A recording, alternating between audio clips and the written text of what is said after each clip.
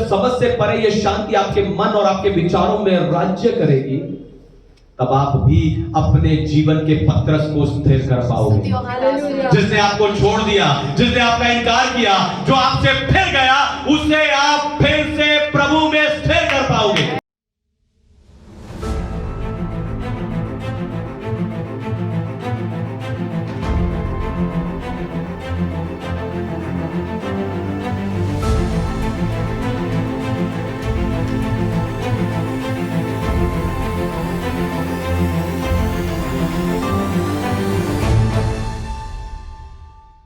Hallelujah. तो आए आज के वचन में चलें, पवित्र शास्त्र बाइबल से आज का संदेश सुने। आज का संदेश है परमेश्वर की शांति। आज का संदेश है परमेश्वर की शांति।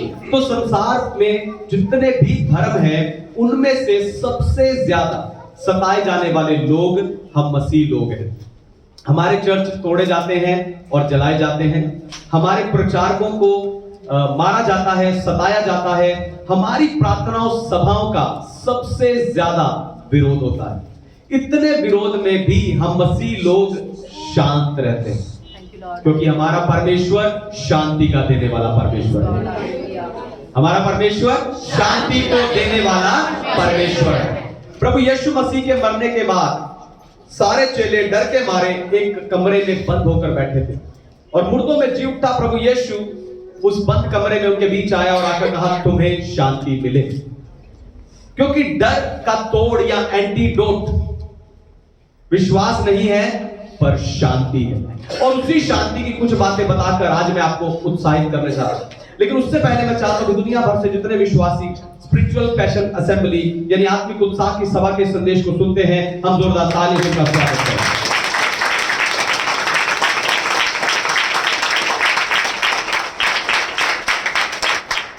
परमेश्वर की शांति। पहली बात, परमेश्वर के साथ आपके रिश्ते में शांति। परमेश्वर आपके रिश्ते में शांति। पढ़िए रोमियो की पत्री अध्याय 5 वचन 1। Romans chapter 5 verse 1। अतः जब हम विश्वास से धर्मी ठहरे तो अपने प्रभु यीशु मसीह के द्वारा परमेश्वर के साथ मेल रखें। आमीन। परमेश्वर के नाम की महिमा। तो कई रिश्ते हमेशा बिगड़े रहते हैं। उन्हें सुधारने की जितना भी कोशिश कर लो, हर बार नाकाम हो जाते हैं, फेल हो जाते हैं, या कुछ ना कुछ हो जाता है। गुस्सा, झगड़ा, क्रोध उन रिश्तों में भरा रहता है, इसलिए बार बार वो रिश्ते बिगड़ जाते हैं। ऐसे ही कई लोग परमेश्वर को भी सोचते हैं। कई लोगों की परमेश्वर के बारे में भी यही सोच है। वो सोचते हैं कि परमेश्वर क्रोधी परमेश्वर है, वो मुझे दंड देगा, वो मुझे श्राप दे देगा, वो मुझे सजा देगा। जैसे आपने अपने मन में शैतान की एक भयानक तस्वीर बना रखी है, वैसे ही आपने अपने मन में परमेश्वर की भी एक डरावनी तस्वीर बना रखी है। और इसका सबसे बड़ा सबूत यह है कि जब आपके जीवन में कोई दुख, कोई बीमारी, कोई परेशानी आती है, आप कहते हो इसके द्वारा परमेश्वर मुझे कुछ सिखाना चाहता है। बाइबल का परमेश्वर ऐसा नहीं है। हालेलुया। बाइबल कहती है कि परमेश्वर बुराई के साथ किसी की परीक्षा नहीं करता। विश्वासी कहते हैं, प्रचारक कहते हैं कि कोई समझ नहीं पाता कि परमेश्वर कब किसकी कहां परीक्षा लेनी। आप समझ सकते हो, क्योंकि बाइबल कहती है कि परमेश्वर बुराई के साथ परीक्षा नहीं करता। जब जब इजराइलियों ने बुराई की, ध्यान से सुनिए, जब जब इजराइलियों ने बुराई की, परमेश्वर उन्हें खुद सजा दे सकते थे, लेकिन परमेश्वर ने उन्हें खुद सजा ना देकर हर बार उन्हें उनके पड़ोसी राज्य के हाथों में कर दिया। पता क्यों? ताकि परमेश्वर के हाथ से बुराई ना हो। समझ पा रहे हैं? पता क्यों? ताकि परमेश्वर के हाथ से बुराई ना हो। इसलिए ऐसा सोचना बंद कीजिए कि परमेश्वर आपसे नाराज रहते हैं और वो आपको सजा देना चाहते हैं। क्योंकि जब आप यीशु के बलिदान पर विश्वास करते हो तो आपके पाप क्षमा हो जाते हैं, आप धर्मी बन जाते हो। फिर परमेश्वर के साथ आपके जो रिश्ता है, उस रिश्ते में शांति आ जाती है। फिर परमेश्वर आपको अपराधी की तरह नहीं, पर धर्मी की तरह देखते हैं। हालेलुया। परमेश्वर आपको अपराधी की तरह नहीं, धर्मी की तरह देखते हैं। अब हो सकता है कि आप में से कोई कहे कि पास्टर जी फिर मुझे परमेश्वर के साथ वो मेल, वो शांति महसूस क्यों नहीं हो रही? ध्यान से सुनिए, क्योंकि आपने खुद को माफ नहीं किया। परमेश्वर आपको माफ कर चुके हैं, पर आपने खुद को माफ नहीं किया। जब तक कोर्ट में केस चलता है, जब तक कोर्ट में केस चलता रहता है, तारीख पड़ती रहती है, तब तक अशांति का बने रहना स्वाभाविक है। लेकिन जब फैसला आपके हक में हो जाता है, तो उसके बाद अशांति नहीं, पर सिर्फ और सिर्फ शांति बनी रहती। ऐसे ही जब परमेश्वर की कोर्ट में यीशु के लहू से फैसला आपके हक में हो चुका है, आपका केस सेटल हो चुका है, तो आप अपने आप को क्षमा करें और शांति को रिसीव करें। शांति को रिसीव करें। परमेश्वर अपने रिश्ते में शांति को रिसीव करें। दूसरी बात, मनुष्य के साथ आपके रिश्ते में शांति। दूसरी बात, मनुष्य के साथ आपके रिश्ते में शांति। पढ़िए कुलुसियों की पत्री अध्याय 3 वचन 15। कोलोसियंस चैप्टर 3 वर्स 15।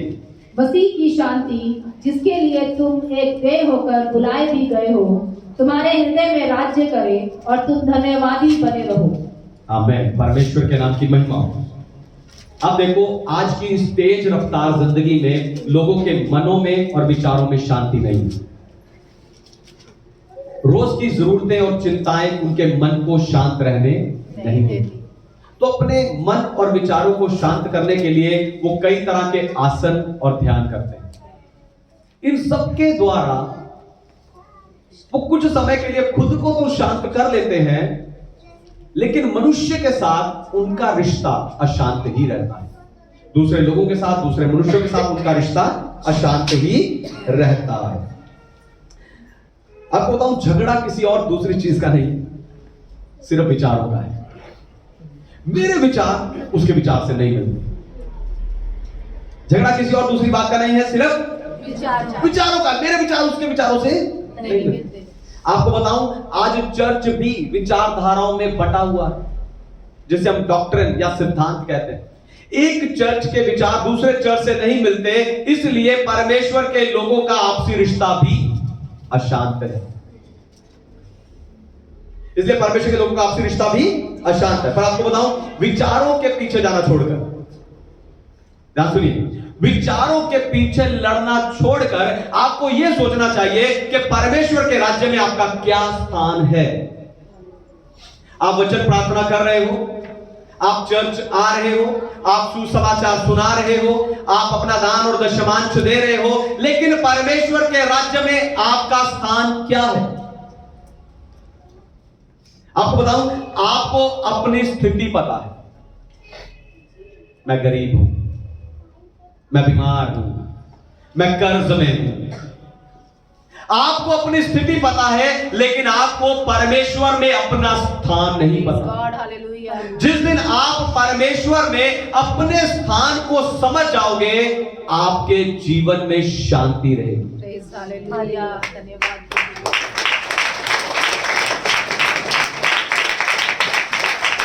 जिस दिन परमेश्वर में आप अपनी शांति को समझ जाओगे, अपने स्थान को समझ जाओगे, उस दिन परमेश्वर की वो शांति आपके जीवन में रहेगी। परमेश्वर के राज्य में मेरा स्थान एक ऐसे पास्टर का है जिसे विश्वासियों को निराशा से निकालकर उत्साहित करना है। मैं अपना स्थान जानता हूं, इसलिए मैं अपनी शांति नहीं खोता। हालेलुया। दोबारा सुनिए, ध्यान सुनिए, मैं प्रभु के राज्य में, प्रभु में अपनी स्थान को जानता हूं, इसलिए मैं अपनी शांति नहीं खोता। पर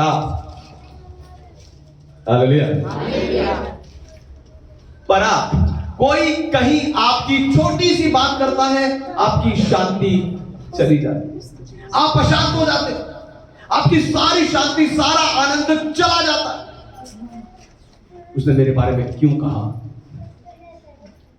उसकी हिम्मत कैसे हुई मेरे बारे में ऐसा बोलने की?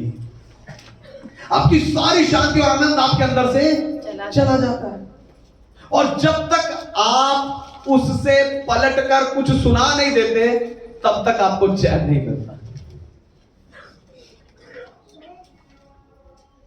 पर आपको बताऊं, जब कोई मुझे आकर बताता है कि पास्टर जी वो आपके बारे में ऐसा बोल रहा था, उस समय मैं कोई प्रतिक्रिया नहीं करता, कोई रिएक्शन नहीं करता। मैं कहता हूं कोई बात नहीं, मैं कहता हूं जाने दो, पता क्यों? क्योंकि मैं परमेश्वर की शांति को एक छोटी सी चुगली के पीछे जाने नहीं दे सकता। हालेलुया। कोई दूसरा कहीं कोई कुछ भी कहे, मैं उस छोटी सी चुगली के लिए अपनी शांति को जाने नहीं दे सकता। हालेलुया। तो मनुष्यों के साथ शांति, मनुष्य के साथ आपके रिश्ते में शांति को बनाकर रखने के लिए आपको सबके साथ मेल मिलाप से रहना। दोबारा सुनिए, ध्यान सुनिए। मनुष्यों के साथ अपने रिश्ते में शांति बनाकर रखने के लिए आपको सबके साथ मेल मिलाप से रहना है। घर में, परिवार में आपको मेल मिलाप से रहना है। गली में, मोहल्ले में आपको सबके साथ मेल मिलाप से रहना है। कलीसिया में आपको सबके साथ मेल मिलाप से रहना है। तब आपके और मनुष्यों के रिश्ते में शांति आएगी। Hallelujah, hallelujah. तीसरी और आखिरी बात, अपने आप में शांति। तीसरी और आखिरी बात, अपने आप में शांति। पढ़िए फिलिपियों की पत्री अध्याय 4 वचन 7। Philippians chapter 4 verse 7। तब परमेश्वर की शांति जो सारी समझ से परे है तुम्हारे हृदय और तुम्हारे विचारों का मसीह यीशु में सुरक्षित रखेगी। आमीन। परमेश्वर के नाम की महिमा। ऐसी शांति जो समझ से बिल्कुल परे है, यानी सेंसलेस, यानी जिसे समझा नहीं जा सकता। ऐसी शांति जिसे समझा नहीं जा सकता। आप देखो, अशांति को लोग आसानी से समझ जाते। बच्चों को देखकर माँ बाप समझ जाते कि आज जरूर स्कूल में कुछ हुआ, और पूछते हैं आज टीचर ने मारा या किससे लड़के आए। किसी के घर जाते तो हमें पता चल जाता आज इनका झगड़ा हुआ लग रहा है। सामने वाले का चेहरा देखकर आपको पता चल जाता आज ये नाराज है या गुस्से में है। यानी शांति के मुकाबले अशांति को लोग आसानी से समझ जाते हैं। हालेलुया, आसानी से समझ जाते हैं। यशाया 53 का 7, आइज़ाया 53:7। यशाया 53 का 7 में लिखा है, यशाया कहता है कि जैसे भेड़ वध होने के समय शांत रहती है, उसी तरह प्रभु यीशु सताए जाने के समय और क्रूस पर चढ़ाए जाने के समय शांत रहे। प्रेरितों के काम 8 अध्याय में कुछ देश का खोजा यशाया भविष्यवक्ता के पुस्तक के इसी अध्याय को पढ़ता हुआ जा रहा था, लेकिन उसे समझ नहीं आया कि ये सताव में भी शांत रहने वाला व्यक्ति कौन है। तब फिलिपुस ने उसे बताया कि समझ से परे शांति से भरा ये व्यक्ति प्रभु यीशु मसीह है। Hallelujah, hallelujah. समझ से परे शांति से भरा हुआ ये व्यक्ति प्रभु यीशु मसीह है, क्योंकि यीशु जानते थे कि यहूदा ने मुझे धोखा दिया है और पतरस ने मेरा इनकार किया है, और उन्हें संभालने के लिए मुझे शांति चाहिए। हालेलुया। यहूदा ने मुझे धोखा दिया, पतरस ने मेरा इनकार किया, और दोनों को संभालने के लिए मुझे शांति चाहिए। पतरस का दिन खराब था, लेकिन यहूदा का मन खराब था। यहूदा ने अपने आप को फांसी लगा ली, इसलिए अब कुछ नहीं हो सकता। लेकिन अभी भी अपनी शांति से मैं पतरस को फिर से स्थिर कर सकता हूं। Hallelujah, hallelujah. इसलिए जब मुर्दों में से जी उठा तो जाकर उसने कहा तुम्हें शांति मिले।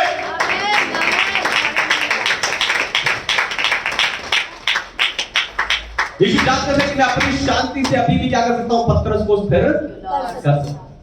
आपको बताऊं, जब समझ से परे ये शांति आपके मन और आपके विचारों में राज्य करेगी, तब आप भी अपने जीवन के पतरस को स्थिर कर पाओगे। जिसने आपको छोड़ दिया, जिसने आपका इनकार किया, जो आपसे फिर गया, उसे आप फिर से प्रभु में स्थिर कर पाओगे।